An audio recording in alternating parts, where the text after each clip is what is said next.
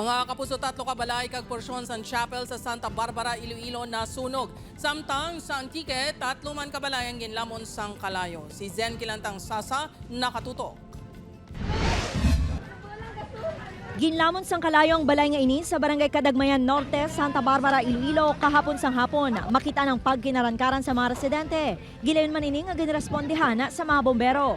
Base sa investigasyon sang Santa Barbara BFP, nagumpisa ang kalayo sa kusina sang pulian ni Rhea Faustino. Resulta, duha ang totally gutted samtang isa naman ang partially damaged. Nalabot man sang kalayo ang porsyon sa Barangay Chapel. Usually light materials ang balay kag dugangan pa sa aton sa mga chimpong nga magid ka paang.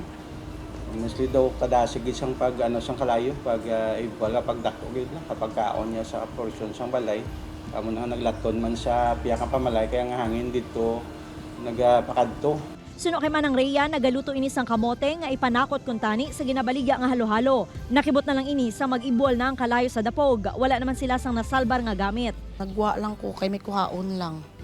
Pagbalik ko amo nang hindi na maano ang kalayo. Dako na. Oh, as in dako na. Naglabot sa 292,000 pesos ang halit nga ginbilin sang sunog. Temporaryo naman nga nagtinir ang mga nasunugan sa covered gym sang barangay. Nag-aapela naman ini sang bulig agud makaumpisa liwat sa pagpatindog sang balay.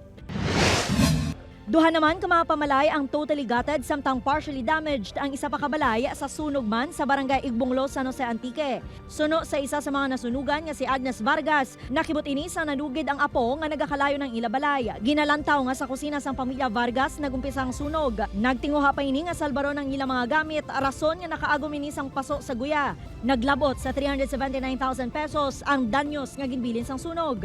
Upod ki Cirilo Renduque, Zen Kilantang Sasa, One Western Visayas.